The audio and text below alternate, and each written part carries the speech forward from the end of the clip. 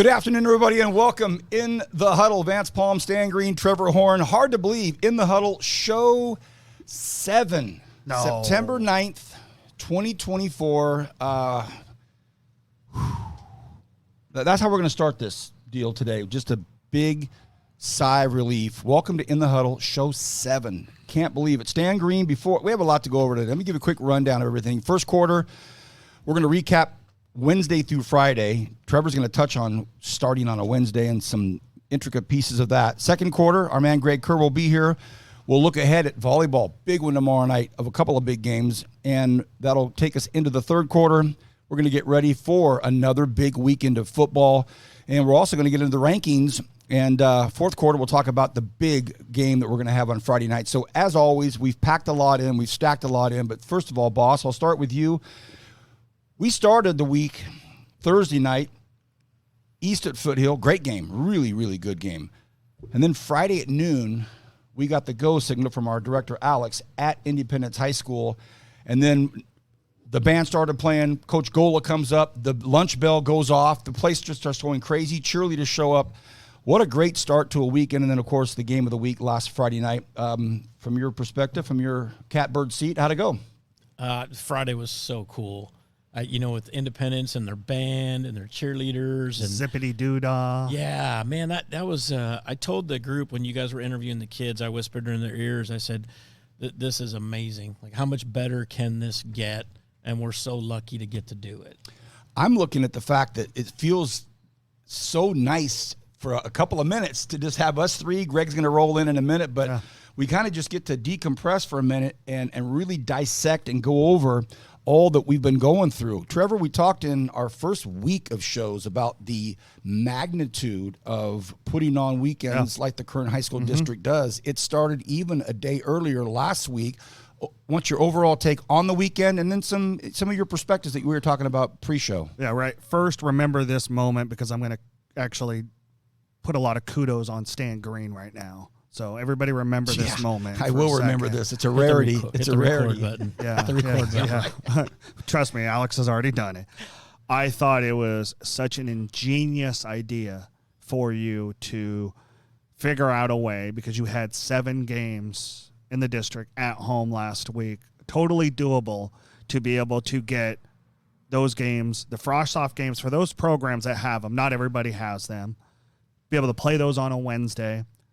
At 7 o'clock, play the JV games on Thursday at 7 o'clock, and then make varsity on Friday night feel like what we would consider a playoff atmosphere, because no game prior, you roll into the stadium, kickoff at 7, and you go. And for me, on Friday night as a media member, having a game end at 8, I remember looking at the security guard as I was leaving Stockdale after I'd already interviewed head coach Rashawn Shee for BHS, and I said, "It's 8:56, so we're out." He goes, "Are you kidding me?" And it was like, that was phenomenal to be able to have that, and in so many different ways. I think it was such an enjoyable experience. Those JV and Frost-Off kids got to play a little bit later under the lights, and I understand that there's logistics, and we'll get into that for a second, but having that Friday night 7 o'clock game, the kickoff, that atmosphere, the band be able to play, and everybody, and then even the coaches have their regiment set. They're not sitting there going, "Oh, well, the JV game's going long. Now I got to push everything back, and now my timeline's off, and now I got to do this and that," because, football head coaches are very regimented men. So kudos. It was phenomenal. But I know that we can't do this all the time. You had to do it because of the air quality and the heat wave. Stan, can you just kind of pinpoint exactly how it went and why it went that way, and if we could ever do this again? Yeah, well, we've talked about it for years about Wednesday, Thursday, Friday, 7 o'clock, 7 o'clock, 7 o'clock, for a variety of reasons. It would be much better for us in August and September when it's hot. Because, we're delaying games anyways. Under our old guidelines, we would kick off a JV game at 6 o'clock on Friday. Varsity game might not kick off until 9 o'clock, which is problematic from the media perspective, but it's problematic for us too, because now we've got people out until 11 o'clock, 11:30. Sometimes we had a game one year end at almost midnight. So that And part, the lights went off and the sprinklers came on at South High. It was South High Independence. Yeah. And it was opening weekend 2018. I remember that because I was covering the BHS game at St. Annabelle, and then that Friday night was Liberty at Mission Viejo. And Yeah. not to mention parents, and it's a big deal. yeah, grandparents, and so that's the downside to staying there. The downside to going Wednesday, Thursday, Friday, and like I said, we've talked about it, is now I'm asking one of my athletic directors to work on Tuesday night for volleyball, then Wednesday, Thursday, Friday for football, and it's And not you're just, not counting tennis and water polo. yeah, You know, and it's not just them. It's the person that takes the tickets at the gate Yep. and the security and It's what we talked the about, the chain crew. giganticness of what we do. Yeah. To now stretch it out over limited amount of time. Yeah, and I think one thing that's happened too is, we're paying the officials more money now. So we had some more officials come out. So I think the reality of maybe getting to a Wednesday, Thursday, Friday is a little bit closer than it's ever been. Wow. We're not there this year, but I think it's a little bit closer now. do you feel like last week maybe gave you hope that it could happen? Yeah, it kind of did. I mean, honestly, it wasn't some master plan to get to a Wednesday, Thursday, Friday. It was, hey, look, guys, when we made the decision the Thursday the week before, it was projected to be 110 on Friday, which, with the wet bulb globe temperature, that's a 92.1 is where our drop is. But when it's 110, you're definitely going to be in that threshold. And it was a situation. So I sent the email Friday morning the week before and said, hey, if you can move your games, start moving them, because we could have gotten a spot where, let's say it was 110, that wet bulb's 92.1 until 8 o'clock at night. Well, then your JV game gets canceled. Or now your Friday night, you're scrambling, your JV game gets canceled, and then all of a sudden you're trying to coordinate, we're going to play it tomorrow morning. We're going to play 3 JV games at North High. And what people don't understand, weekend means double time or time and a half. Yeah, for district employees as well. So, there's a logistic of finances. But just on the media standpoint, for us on the media side, like Anthony Vasquez, who's a sports director at Channel 17, said Friday night, he goes, that was the cleanest show that I've ever done because he had so much extra time to prepare for it. And he got so much more in on the Friday night broadcast than he normally would. Well, and I joke with you, and I've joked with Greg and Louis Amestoy years back that, you guys only care about the varsity. We care about the freshmen and the JV. Yeah, Trevor, you guys. Hold on. Oh, here we go, Stan. 5 years ago. hold on. Here we go. 5 years ago. Now I will record. 5 years ago, that statement would have been 100% true.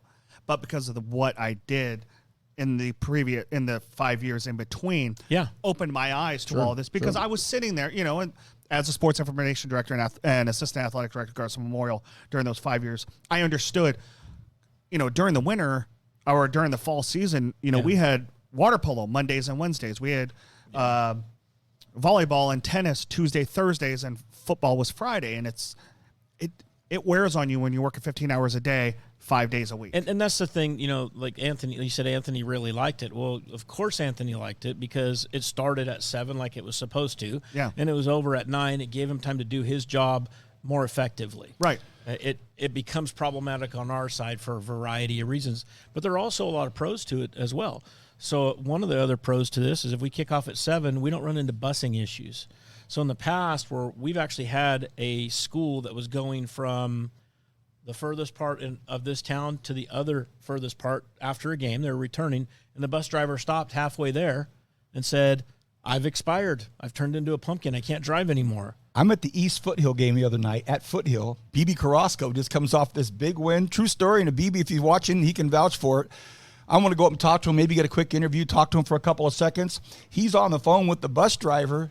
Oh, we'll be there. Well, hold up. Yeah. We'll be there. I look outside the gate at Foothill, and there's the bus, and they're all waiting for the players to hurry up and get out of there. So we took this first section of In the Huddle to talk about a very interesting part of what goes on in the Central Valley of California, pushing games back, changing games from Thursday to Wednesday, Thursday, Friday, all because of the heat. Having said all of that, drum roll, please, it's going to be 87 this weekend, and it's not going to affect a single game, right? It's great. All right, so we're going to do a quick recap when Greg gets here. He's here. Hey, Greg, we wanted you to change into your shirt on camera, bro. We wanted you to do the So while he's getting changed, Alex gave him a polo to wear, and we said, Stan, let's have him change on camera before. And by the way, thank you for bringing that up. It's a great topic, and we can talk about it here because we have the man to cover every aspect of it. But before Greg gets back, because we have a lot to cover in the second quarter, football and volleyball in the second quarter. How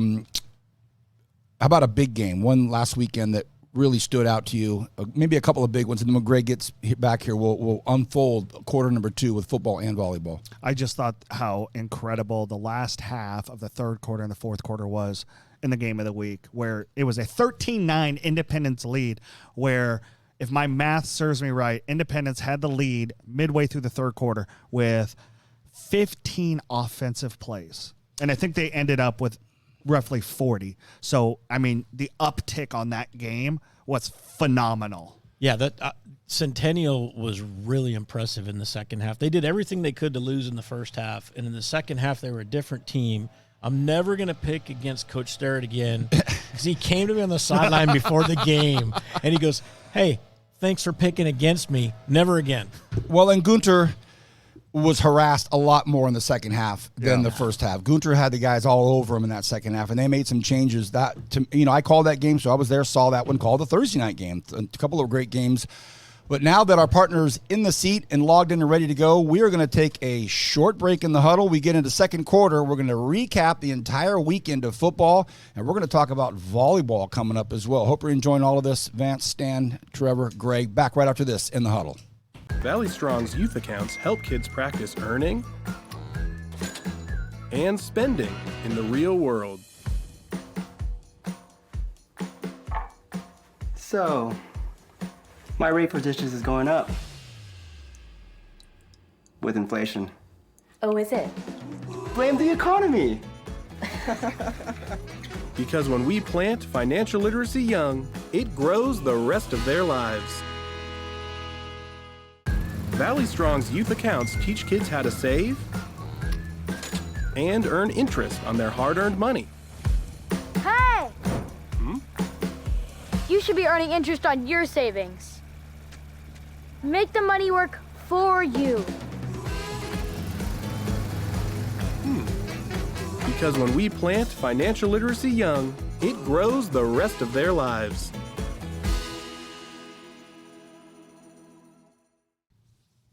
Welcome back to In the Huddle, Show 7. Can't believe it. Greg Kerr's joined us, just finished his radio gigs back in here. Greg, we were, as you were getting here, talking about, the first, big weekend of delayed football games, Wednesday night, 7 o'clock, Thursday night, 7 o'clock, Friday night, 7 o'clock, looking at it from a logistical standpoint, from the boss's chair.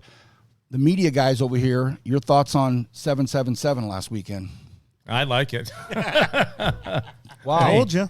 Well, just because it gets me back into the studio to edit sooner, but that's a very selfish reason. How much calmer was the production of, and be able to, and how much more product do you think you got onto the show because there was 7 o'clock starts across the board? Not as much, because that's not the answer I was looking for. I know you would think it would be, but for the in-town games, yes. But we had a lot of out-of-town games that we couldn't get back because we don't have everything that we can satellite back. Some people have to drive it back. The BCHS game started late and ran really late, so we didn't have that one back. And I'm more concerned about Sunday than Friday when it comes to content. Right. And so I'll make I'll pass on a Friday game if it means getting the game-winning touchdown, at a game. So, but by and large, it was I like the 7 o'clock starts. I do. Let's jump in. We've all got our notes, and Greg's got his brain. Greg's going to get tipped off as we go, but let's jump in. Trevor, we have slides, we have everything, and fellas, just start chiming in when you want to chime in. East at Foothill. Well, you run it, and we'll chime in. Go. So East went into the game 0-1, 0-2 in the season going into that game. It was a great win for the Blades over Foothill, 34-27. Well, I mean, you were there, Vance. Van Horn and I called it. First 2 series for Foothill. First and 10, both series, they fumbled on their double wing, bad pitch right out of the gate. East capitalized on one of them. They also looked really, really good. They have the 44 train. That kid, Lenore. Oh my gosh, the 44 train is. I mean, just running over He had guys. 3 touchdowns. I thought it was a very entertaining game. I mean, Foothill was down most of the way, as you pointed out, a couple turnovers early.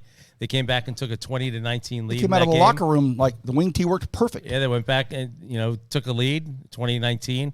East wins it in the end. They had a crazy play too on that one pitch. Yeah, that the guy caught for Foothill, and Carbajal took back all the way for a touchdown.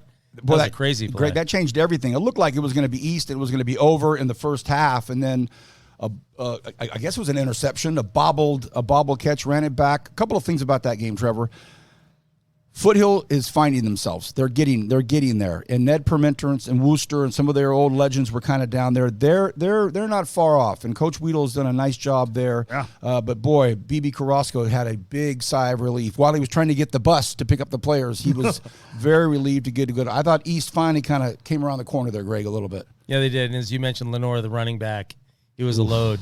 If he wasn't on your radar, he's going to be on your radar. 7 yards a carry. Coach compared him to Jerome Bettis, which I think he might have dated himself because the kid's probably going, who's Jerome Bettis? The 44 train. Okay, Trevor, it was a good game. Yeah, and and it's good for East to be able to have that momentum going into the bye this week. And then Foothill is going to be up the road at Delano on Friday night. Keep going, brother. So Highland hosted Kennedy on Thursday, and a huge win for the Scots, 31-15 over Kennedy. Preston Mendez, the sophomore, is just getting more and more impressive every week. 9-17, 126 yards, 2 touchdowns. Johnny Brucker. He's the deal. He had a one-hander in the back of the end zone that it was a phenomenal catch. 5 catches, 134 yards, 2 touchdowns. Austin Hernandez, 76 yards on the ground. 54 of those came on a score. Big win, 3-0, especially for a team that went 3-8 last season. It's huge. And to be able to beat Kennedy, who was considered a top 25 team going into the season, that's a huge win and a big momentum for the Scots going into another top 25 opponent in Kingsburg this week. Yeah, they're going to have a tough one against Kingsburg, but Yes, don't they will. sleep on Kennedy. That's the best 0-3 team out there. Membreve and Dee McCoblin did not play in that game, their best 2 running backs. So Kennedy was without their 1-2 punch, and they'll be back. I think they'll get their first win this week against Pioneer Valley. And that's why when we started getting the texts about those scores, Van Horn was like, yeah, but they're not fully loaded. Yeah. They're not all the way Yeah. up. Right. Stan, jump in when you're ready. Highland looks tough to me. Yeah. They look tough. So I love and Johnny Brucker. I tell you what, that kid makes great plays every week. Well, and I think the big stat here is Nick Gonzalez, the middle linebacker, had 17 tackles in that game for one game. In one game. What's everybody else doing? I don't know. Ask Goody if he's cooking the books. All right, you're 2-0 in your picks so far. Yeah. I'm 3-0 for Thursday night. Ridgeview, they've got a tough run thus far. They went up against kind of a juggernaut in Sunnyside in a 33-0 loss up in Fresno. So a tough run for Ridgeview. I'd say, though, if I could interject, much better than the score indicates. It was 8-0 at halftime. Mm-hmm. Tanner Wilson's a really good quarterback. They picked him off 3 times, the Wolfpack defense did. They played hard and played pretty good for 3 quarters. 33-0's a little misleading because they piled on in the end. And they have a really interesting game coming up this week against Grace Brethren out of Simi Valley at home. I think that if Clonch can kind of look at what they did defensively, like you said, Greg, I think Ridgeview has a chance to get that first win Friday night. Because, guys, we've talked about that Valley League. It's tough. The Valley right now is a juggernaut with Independence coming on and with Highland playing so well. You add in BCHS, and then obviously we'll get into the Drillers here in a second because what they're doing is just otherworldly. All right, Trevor, Friday night. Friday night, we will start off Kern Valley, another tough loss for the Bronx. They're 0-3. Lost 58-0 to Mission Prep out on the coast. And Kern Valley, much needed bye this week. Del Oro also went out on the coast in a 44-0 loss to Santa Maria. But the Suns do have kind of a break this week. Boron is coming into town Friday night, and so Del Oro might be able to get back in the winning ways this week. Another game, Arvin. Yeah, let's talk about that. Yeah. Well, that's the thing. Arvin, they played Boron, so I hate to disagree with you, partner, but Boron is going to give Del Oro everything they can handle. That's fair. Arvin beat him in overtime, 41-34. Game that went back and forth. There were crazy plays in that game throughout, by the way. A lot of long touchdowns. How about Boron has a decent quarterback, and they're not a bad club. I don't know that Del Oro is going to walk away with that one. Well, I know that Greg Kerr and Vance Palm and Stan Green all picked Arvin for that win. What was your pick on that game? I went 11-2 in my picks last But week. what was the one what was one of the two losses that you had? That one. My Arvin Bears. You went against God's country in God's I country. even apologized to you when I made the pick on Friday. I love it. Thank you. Next one. Well, let's talk about that Arvin game a little bit more. How about this? Andrew Rosales threw for 184 yards and 2 touchdowns. One of those touchdowns, it's 164 of those yards went to Xavier Brooks. No more Case Singer. You got to find I got somebody. a stat for you. Okay. 3 guys on Arvin are named Xavier or Xavier, and all 3 of them scored a touchdown. Whoa. There you go. You don't get that everywhere, do you? The X cube factor. That's I The was going to say X-cube factor. It's an X factor. It's a math And class all of a sudden. Xavier Brooks spells his name XZAVIER. Just in case you don't pick up on it phonetically. It's exactly Do you guys know- Xavier. Hey, so you That's know. Xavier with a Z, Greg. By the way, I know this is out of the district, but it's in the county. You guys may not know this. Kennedy has a young man whose name is spelled ESPN. Yeah, Espen. Yeah, that and he goes by Espen can Espen. too. Every morning he wakes up. Da-da-da, da-da-da. That's his alarm. Next. West High. Hey, Derek Dunham hey, got off hey. to Schneid. They had a bye week the first week, had a tough loss for second week. This week, they beat the Burtles 33 to 25. What a great game. Guy Vasquez, 185 yards rushing, 3 touchdowns. On just 12 carries, by the Yep. way. All right. And so the Vikings will be on the road against Menachie at Porterville. Next is the next game Golden Valley. Golden Valley South. Stan, this is a bit of a surprise for me in Golden Valley. Did not think that we would be in week 3 with them 0-3. No, I didn't either. But James Kane, he'll come back. He's got good stuff. South High, I think, is underrated right now. They're That's a pretty given. They big. are enormous Yeah, they're up big. front. They're big. I think they're a team to watch over there. And I think that score was 17-14 because they were in overtime. Overtime, yeah. Yeah, double overtime, JJ Flores had 17-14. a field goal to win it. Greg, your thoughts on Golden Valley, Greg? Look, outside of Tehachapi, there's probably no team that lost star players of the magnitude that Golden Valley lost. Yep. And so when you lose a 1-2 punch like Golden Valley lost, just like Tehachapi lost their top 4 scorers, Tehachapi's winning in a different way. They just go down the field. They used to just one play 80 yards. That's what Golden Valley had last year. So they're learning how to win and navigate the field without the stars from last year. Trevor, what numbers did you have on that game? Josh Encinas, the quarterback for South, 198 yards, 2 touchdowns. And then Carson Parrott, 144 rushing yards and a touchdown for Golden Valley. This week, South is at Atascadero, and Golden Valley is at Morro Bay, so both of them heading out on the 46. Delano at North. Adam Levinson is doing something at North that is just absolutely phenomenal. Congratulations, brother. It, that hard-nosed, just smash him right in the mouth type of stuff. Delano comes in, 2 huge wins over West and Miramonte. And he found a kicker, Alexander Nunez, with 3 field goals. So What a game that was. Yes, So by the way, can I go back? So that South High Golden Valley game was 17-14. My prediction of that game, and I won't bring this up every week. It was phenomenal when I looked, because it was such a random score that I put 18-14 as my pick. I was off by 1 point. 17-15? 17-14. 17-14. Moving to that North game, have you had Levinson on the air yet this year? Yes, You talked to him? yes, What's his vibe?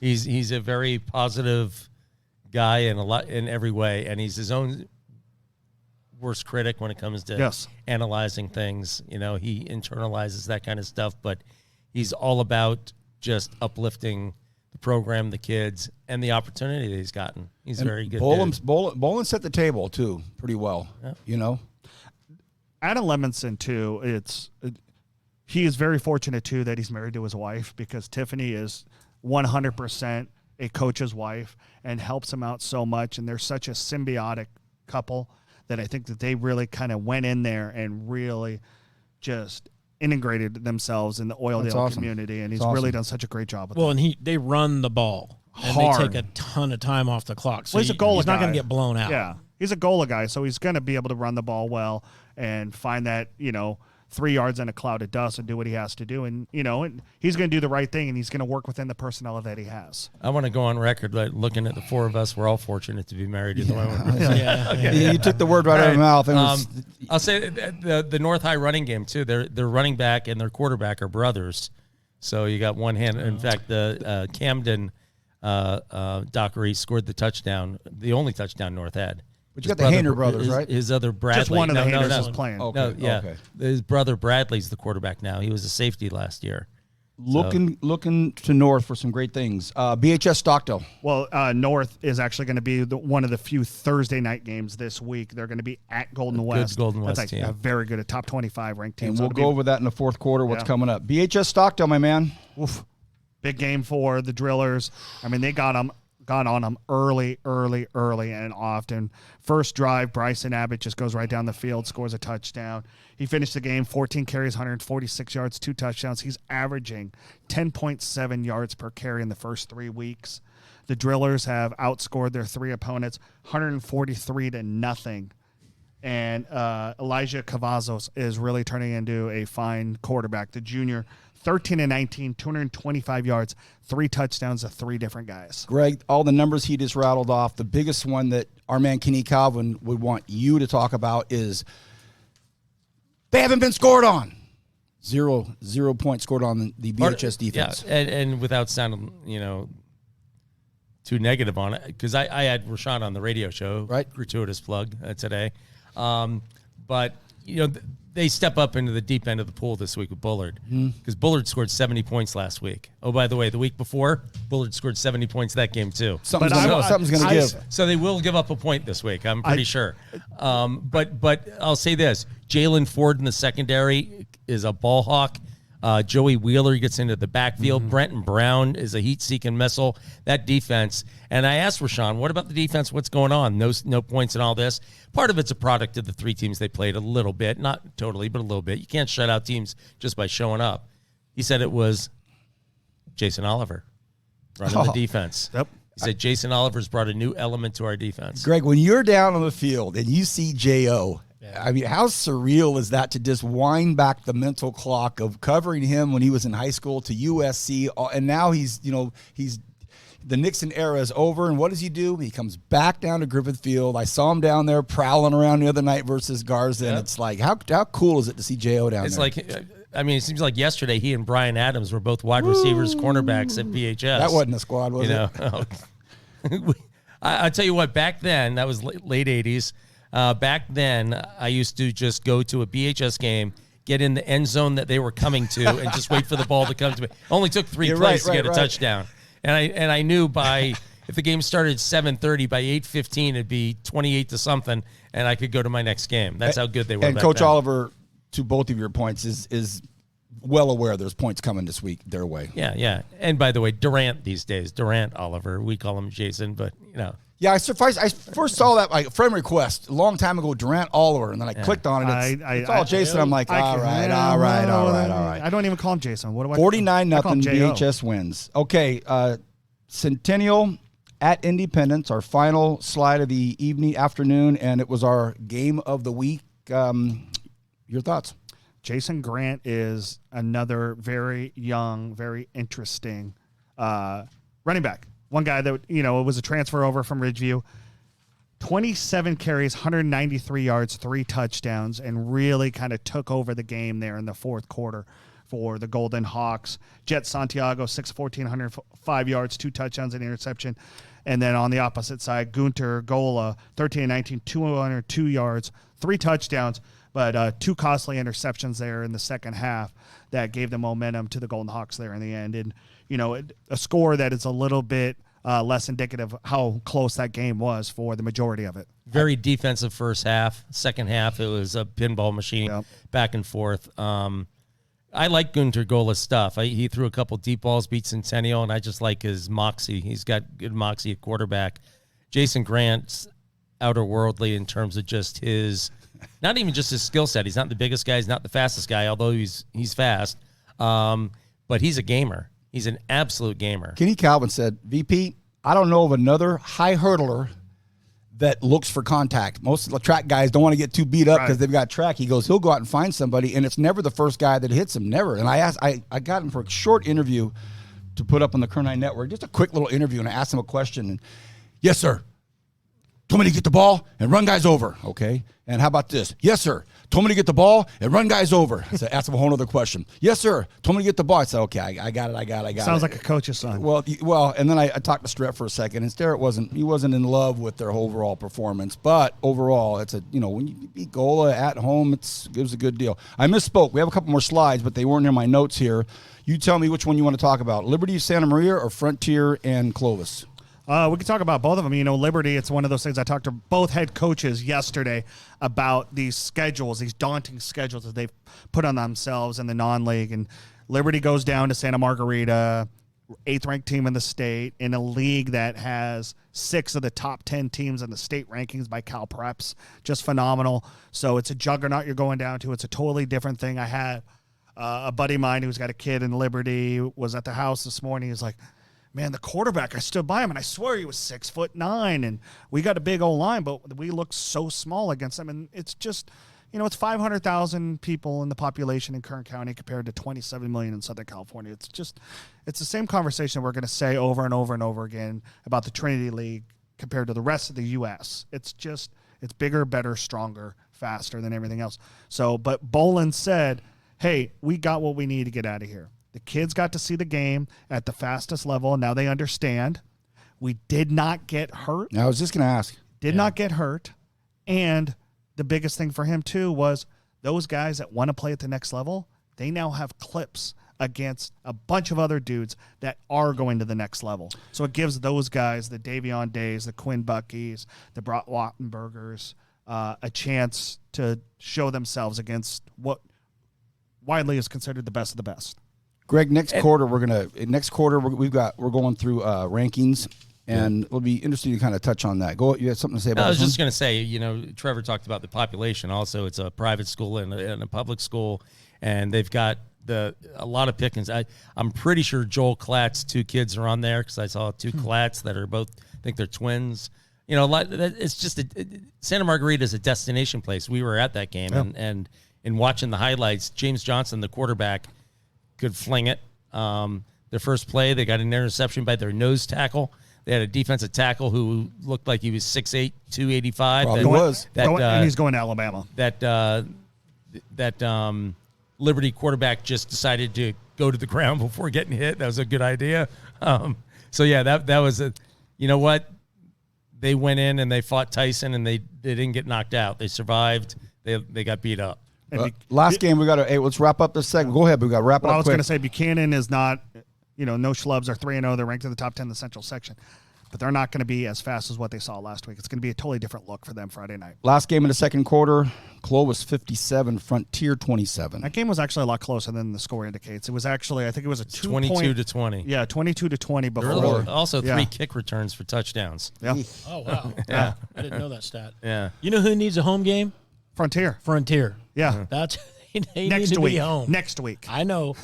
they need to be home. Well, and I think, and I talked to Chris Bandy about it, and I said, I was like, you going to do this again? He goes, no. Yeah. He goes, I love the fact that we're putting our kids out there, but this travel 4 weeks in a row, Sacramento, the Bay Area, Clovis, and now they're going down to Corona this Saturday for a noon game against a team out of Arizona. He's like, this is cool.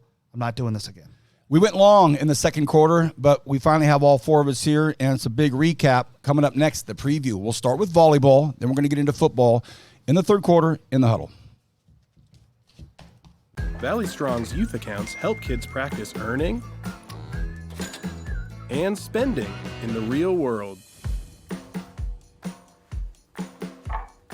So, my rate for dishes is going up with inflation. Oh, is it? Blame the economy. Because when we plant financial literacy young, it grows the rest of their lives. Valley Strong's youth accounts teach kids how to save and earn interest on their hard-earned money. Hey! You should be earning interest on your savings. Make the money work for you. Because when we plant financial literacy young, it grows the rest of their lives.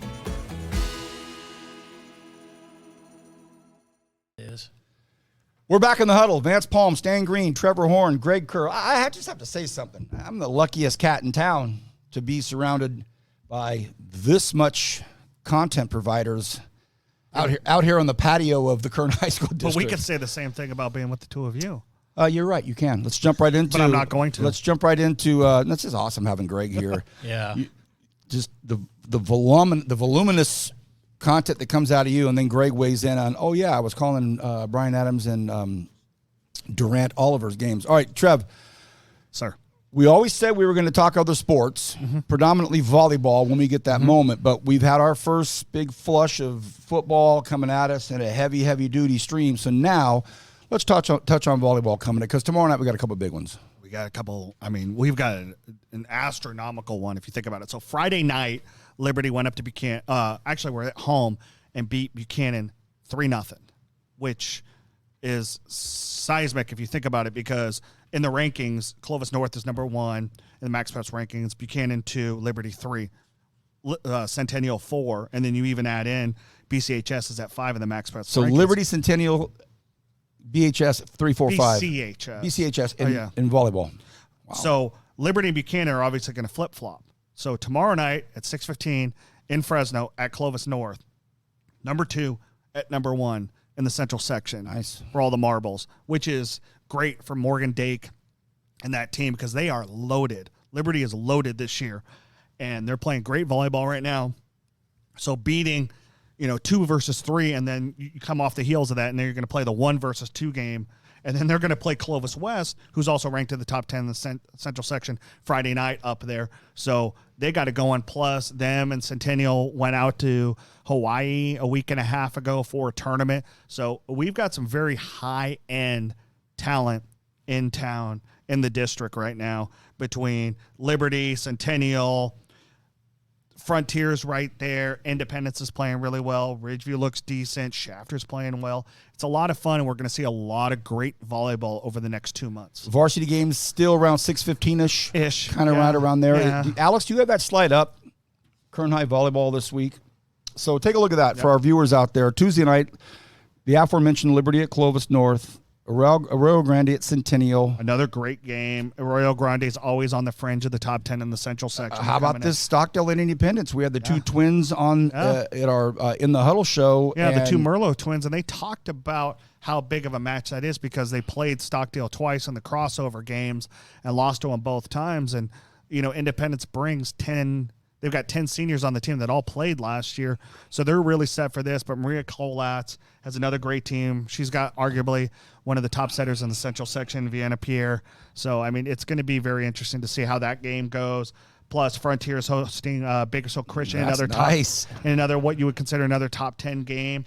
Golden Valley's at Highland tomorrow night, Foothill over at South. Thursday, we got even more games. Centennial's up in Fresno at Garza. Stockdale's on the road at Slow.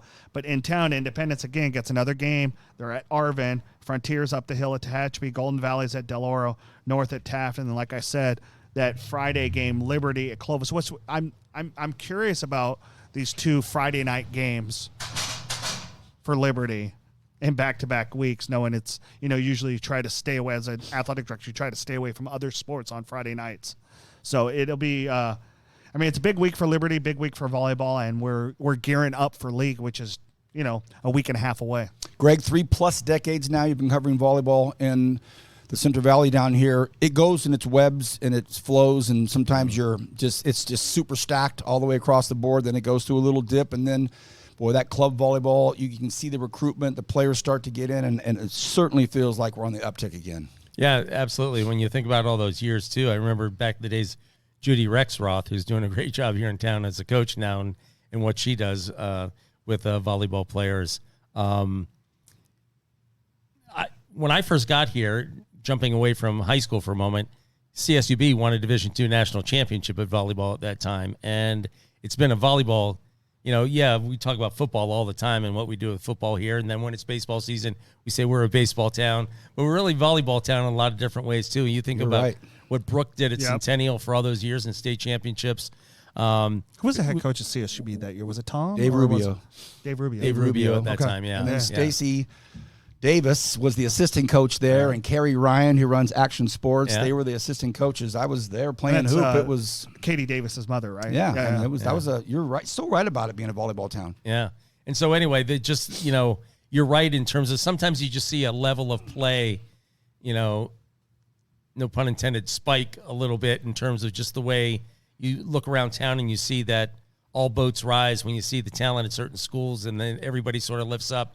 And other times you see, okay, it's okay, sometimes. Like, for instance, I would say there have been a couple years in boys basketball where I've said, well, it's just not what it used to be, And I think volleyball is very similar to that in terms of some years you're just amazed by what's going on. Other years you just go, okay, it's okay, but it's not great. Stan, from your perspective, volleyball is no less of a parent-centric sport than any other sport that you have in the high school district. I would imagine that you would agree that volleyball is a heavily family-focused, big-time event as well. We have our All-Star game every year. It's packed by the second game. Yeah, no, you know what? I love it. And I'll tell you what I like the competitiveness of all those teams you just talked about. Mm-hmm. It is going to be a really interesting league run here with Centennial and Liberty, who you mentioned went to Hawaii, played a single game to determine the champion. Yeah. Johnny was telling me the whole thing while we were both sitting at the pharmacy last week. Yeah, and so, that's going to be interesting. And Maria Colatz always does a great job, and Independence is going to be good. And, they're not in the same league, but... Hey, and Frontiers... Yeah. They play well year in and year out. Yeah, and I think this week we're going to see who's who with the games that are going on. Very good. Volleyball, you're getting your love. We've got more coming your way, but first part of the third quarter was all you. Now, let's go over some rankings. And, again, I'm going to beat the dead horse. We've got Greg Kerr with us. So when we talk about rankings... Am I the dead horse? Well, no. That was a real but you carry a big whip. Okay. Having you with us, Greg, we're able to draw from such a wealth of knowledge when we start talking about rankings, because you've seen them all from every perspective, every acronym, every initial, central section, this, that. Well, we've done some compiling. Trevor's done a lot of work. Put the slides in. Which one do you want to go with first, bro? Local? Let's go with the central section one first. All right, central. Central section one first, just because I want to talk about strength of schedule. And there's a reason why on these slides I put SOS on the far right side is strength of schedule. Okay. And you look at the top 10, the two biggest, highest strength of schedules are Kern County teams. Hey, And put two teams put those right in the middle for you and the big man. There you go. So you look at it, Liberty has the highest out of the top 10 at 33.8, and Frontier is just behind them at 28.3. Liberty loses the game 42-3, and they don't drop in the rankings because of who they lost to. So that's what I'm saying.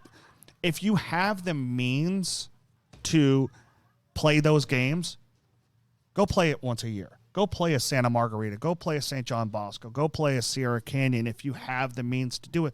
Because really, as long as you come out unscathed, it's not going to hurt you in the rankings if you know that you're going to win, 4 of their games throughout the season. Give your guys a shot. I mean, the only other team with a rating over 25 is Clovis North, and do you want to know why?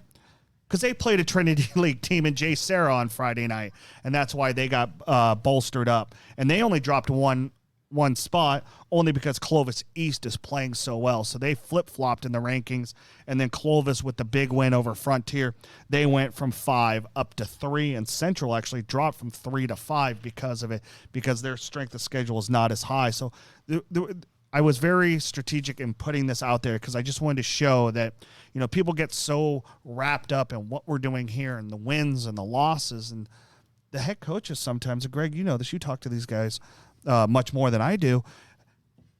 Sometimes they're okay taking an L knowing that it's going to benefit them later in the season. Yeah, nobody likes to take an L, but they understand the process. I'm going to take a completely different approach to this as I'm listening to this and looking at these numbers, which you've done a lot of work to put together, and I appreciate it, is that I think the one thing that's missing from here, and I think about it because of my own experience, is memories. And that is, you might play this team and that team, but you play them every year. But how many times are you going to go down south and play at State Power? And that's the memories. Whether I lose 42-3 or if I win or whatever, it's the memories. I remember when I went to high school. Well, I went to 3 high schools because I bounced around and I wasn't a bad kid. One was in California, one was in Virginia, and 2 years in the Philippines. Well, in the Philippines, we played the same 3 schools all the time because of bad travel. But we raised money and we played tournaments in Hong Kong and Japan, both my sophomore and junior years. And I just went to a reunion. All we talked about was Hong Kong and Japan and the stuff we did because it was special. It was different. It was a memory. We didn't play Faith Academy and Clark Air Base. We didn't talk about that because we always played them. And International School Manila. We always played them. But when we went to Japan and Hong Kong twice, that was cool. And that's what this is. For Liberty to play that game is cool. For any of our schools to go down and play those schools that are going to be in the open division, that's a memory, win or lose. I can't believe you brought up Clark. That base doesn't even exist anymore. I think, though, you make a great point. We always focus on that, on the winning part of it. And the reality is for 99% of our kids, it's about the memory and experience and the journey. Absolutely. But he's right, because my senior year, I don't remember anything other than the fact I graduated from Buchanan after my dad passed away and I had to leave Sacramento and move to Clovis. I remember playing Memorial Stadium my senior year in the Pigskin Classic, and we played Foothill in that 3-game. Do you remember that? Yes, remember when we did that? We played 3 games, and I think we lost to Foothill like 7-6 that night. Were you the kid that tripped coming out of the tunnel? Probably. Hey, ask Northern Illinois how they feel about traveling to Notre Dame. I mean, we'll go and take the loss, but it's going to be good to go there and experience everything. Okay. I'm glad you brought that up, though. You're right. The memories. Hey, hold on. Before we go to the locals, go ahead, Stan. No, I'm just saying that. What does negative 5.8 mean? That just means that everybody's got a rating. This is Cal Preps ratings. These are not Trevor Horn's strength schedule. This is This is all Cal Preps. Yeah. This is the actual ranking that the Central Section uses to place the divisions for the playoffs every year. So they go off of the strength of schedule. They do all these things, and this is how these teams like. You'll see a team like Frontiers 1-2, but they're still in the top 10 because of who they're playing and who they're losing to. And Alex, is this still up? Is this slide still up? I mean, look at this. Out of all of this, only 2 teams from down here are in the top 10. Liberty and Frontier. Mm-hmm. Wow. All right, that's going to change very quickly. Thank you, T. That's going to change very quickly. Alex, the next slide is the Kern High School District top 10. This is going to be an interesting discussion here. Trev, take it away. Yeah, and obviously Liberty and Frontier are going to be number 1, but you got a team at number 12. And if you look at this on the screen, you'll see the overall Central Section ranking on the right-hand side. So you'll see how they rank within the district and then where they rank within the entire Central Section. So right now, the Drillers, I think they started the season right around 2022, and they've moved up to 12, but there's a reason why they're only at 12 right now and not higher, being 3-0 and blowing teams out. It's because the strength of schedule is not there for the Drillers, because between winless Edison and I think 1-2 Garza, and then a 1-2 Stockdale team, that those 3 games do not do anything for the computer rankings of Cal Prep. So that's why the Drillers have not moved up. But 143-0. I want to go back to something else with this game Friday night for the Drillers at home against Bullard. 2 3-0 teams that are just obliterating their competition.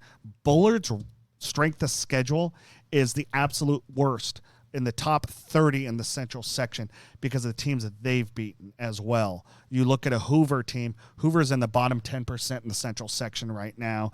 They also did the same thing that the Drillers did to Edison, excuse me. Mm-hmm. So you look at it, and while the Drillers probably will give up a few scores here, I don't see Bullard putting up that many points against this Driller defense. I think it's a little skewed because of who the Knights have played the first 3 weeks. Greg, what stands out? You look at this KHSD top 10. Well, what's interesting to me when I look at it is Shafter at number 4 because they don't have Ezekiel Osborne now. They haven't played a game without him yet. Yeah, they played Dos Palos this week. But my point being, if this were college football, they'd say to Florida State, no, we're not putting you in the playoff.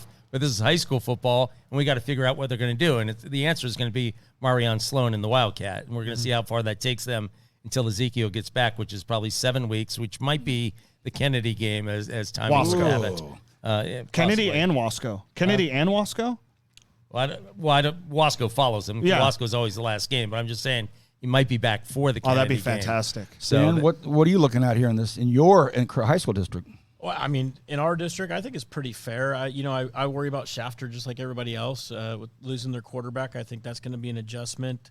I feel like Independence, after watching them on Friday, I've got some concerns as to how good they really are. I thought they were really, really good. And then Friday night, I kind of was like, oh, okay. So either Centennial's really, really good or maybe not. Maybe Independence isn't as good as I thought they were. I like to see North on there because, we all kind of like Adam Levinson a little bit.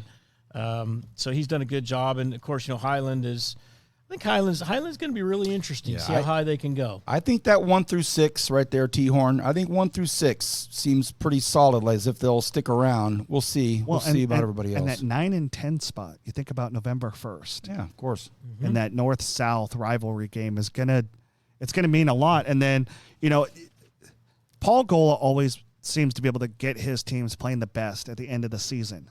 And what is that final game? The final game is against BHS. Well, and let's not forget that he didn't take over until May. Exactly. He took over the weekend before spring ball started. So I don't think that team's anywhere near where he'll have them. Well, I was also alluding to something else within that, because if you look at the schedule for the Drillers, and Greg, correct me if I'm wrong, they're favored in every game they play this year. So the Drillers, as long as they don't have a hiccup, could be 9-0 going into that game on November 1st against Independence. We'll see. That's a lot of volume right there. Yeah, Bakersfield Christian might have something to say with that. They've had their number lately, and I think it'll be a great game. By the way, I'm a higher seller on Independence than anybody. They were up 7-0 on Centennial. Angel Corona broke a 60-yard TD run to make it 14-0. It was called back. They had to punt. It got blocked. Or actually, it was a bad snap, and suddenly it was 7-2 instead of 14-0. That changed the complexion of that game right there. 100%, Independence, Greg. I think, is a pretty darn good team. Okay, I like this. I like the opinion part of this show a lot. When we come back, we have about 4 minutes to finish up the fourth quarter and get out of here, and it's going to focus mainly on our game of the week. Right back after this. Valley Strong's youth accounts help kids practice earning and spending in the real world. So, my rate for dishes is going up. With inflation. Oh, is it? Blame the economy! Because when we plant financial literacy young, it grows the rest of their lives. Valley Strong's youth accounts teach kids how to save and earn interest on their hard-earned money. Hey! You should be earning interest on your savings. Make the money work for you. Because when we plant financial literacy young, it grows the rest of their lives. All right, fourth quarter, right on time, fellas. Thank you, Vance Palm, Stan Green, Trevor Horn, Greg Kerr. Greg, thanks for coming over here on the days you can get here. I know you got a lot going on. Appreciate everything you bring to the show. Before we get into our game of the week, catch us some heat. Yeah, so Fortino says, Greg, you've been down on Shafter since we played Torres. How dare you? We are not down on Shafter. We love Shafter. We're heartbroken over what happened I to don't know. Torres. I don't know where they come up with that. In full disclosure, it wasn't Greg, but Yeah. Stan's picking on Greg. Yeah, I guess so. I don't know. Welcome to the show, Did Greg. they say Greg? All right. Yes, it's Greg right there. It does. G. Kerr, you're. I'd like to know what I've been down about. I think they're fantastic. But go ahead. Hey, we love it. Bring it. Zing it. We want to see more of it. Okay, we're going to wrap things up very quickly with basically just a chat about the game of the week, because there's more to it than just being the game of the week. We are going to be on campus in the huddle on campus, and our go time, our air time, we have been told is exactly at 12:40 p.m. We will start the show at 12:40 the moment the lunch buzzer goes off, because, again, band, cheerleaders, students, the whole thing, kind of fun. 12:40 p.m. in the huddle, and then 7:30 kickoff, back to normal. Yeah, back to normal. Back to normal, 7:30 kickoff time for Buchanan at Liberty, for our two professionals, Buchanan at Liberty. There was a lot of questions on how good Buchanan was going to be this year during the offseason, and I think that they've kind of flipped that script. They're 3-0 right now. They're number 10 in the Central section. and Liberty coming off that loss. But like I said, them seeing a Santa Margarita team and seeing a game at a totally different speed and size, it's going to help them, especially since they're healthy. So I think you're going to see a very, very well balanced, highly competitive game Friday night. Liberty Patriots, Greg. Well, let me just first of all reflect on his minus 5.8 on Buchanan in their power schedule. So I think they're going to probably jump up and feel that a little bit when they play Liberty. I remember watching tape of them against Kennedy. They gouged Kennedy for a couple of long runs, but Kennedy plays a chancy defense where if you're in the wrong place, it could be a game breaker, and that's what they did a couple times against Kennedy, and yet it was still a close game. I like Liberty in this one. I like Liberty in a bounce back. Mm-hmm. I really like their run game. They just played a different class of team last week, so don't be misled by the score or any of that kind of stuff. I heard somebody ripping into local on Facebook. I'm not on Facebook often, but they're ripping into local high school, can't play with the state teams. And I'm going like, have a little grace. This is who can? Yeah, that's not even fair. I always want to know what that person does for a living and say, so you can do what you can do down in LA or San Francisco. Tell me, this is the top 25 ranked team in the nation. Who what do you think is going on? I think Liberty will be fine, but I think it'll be a very good game. And because he won't be with us Friday, put that on our notes. Mr. Kerr going with Liberty. Have they had a home game yet? Yes. Oh, week one. Highland. Week one they had a home game. Oh, okay, so week one was a home game. All right, so we'll be doing our picks on Friday, but we have Greg's in the books. Okay. Any last thoughts, boss, before we wrap up? I think it's a very important game too. Yeah. Anytime you play a Clovis school, it's important. It's important for a variety of bragging reasons. rights, seedings, all that kind of stuff. Memories you talk about. Absolutely. I think, 2-3 years ago, we had the Lightning from 60 miles away. The Buchanan coaches saw, and they called the game. They had the lead. They got the one seed. And they were high-fiving the Lightning. Yeah, they were, too. Yeah, let's call that game, right. Hey, before we go, I noticed his logo looks different than ours. Is that because he's the boss? Yes. Is that what it is? You'll never see it, Greg. Unless you change for us. We'll bring you a polo, and you do the change for us right here. You don't want that. Hey, very quickly, can you put this up one last time, Alex? Really, one last time, just so we can. Our director, Alex, thank you so much. Just a volleyball for this week. Just want to remind you very quickly what's going on tomorrow night. Don't forget some really cool volleyball games. Locally, you can catch a Royal Grand at Centennial. The Stockville Independence, that's a great one. BCHS at Frontier, Golden Valley at Highland, Foothill at South. That's Tuesday night, and those are your Thursday night games there. And then we'll see you at 12:40 live. We're going to go right at that time at Liberty High School. And that's that. For Greg Kerr, any last thoughts, Greg? Nope, have a good time on Friday. See you, buddy. Trevor, last thoughts? I really love these on-site ones that we've done at BHS and Independence so far, and I know that Liberty is going to come with it just as strong as the other two. And it's funny, it's like I saw Ryan, I always mispronounce his last name. Toss. No, give it. Guyvet. I saw Ryan Friday. I saw Ryan Friday night. He's like, man, they brought the band out in Independence. Man, they, and it's like the principals they have a are good paying band at attention. Independence, by the way. Oh my gosh, they're great. I mean, but people are paying attention, and they're trying to one up each other, and I love it. And I thank you guys for doing this. We got a ramble right on time, 2:59. Next time you have a show that gets canceled because of a baseball or I'd love to be something, out there on a Friday. Next time you get a show that gets pushed around for something else, you're on the show. We're gonna have a push-up competition or something. Oh, Yeah. I didn't say me. Hey, right after we have our Dwarves milkshakes, right? Okay, For yeah. Greg, Trevor, Stan, Vance, thank you, Alex.